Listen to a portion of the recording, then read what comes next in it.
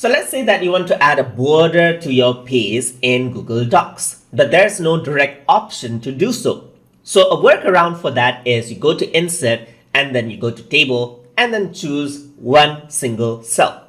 So you have a cell right here. So what you simply do is pull this out. You just pull everything out right here till the end of the page, just like this. Just pull it out right over here. So it is going on to the other page now. So not too much. Just pull it out till where it is. All right, just like this. So it covers up the single page. And there you go, you have the border right here. So what you can do is you can right click, go on to table properties and change out the border type. So I'm just going to turn it like 3 points right here. I'm going to turn it, let's say for example, dark blue right here.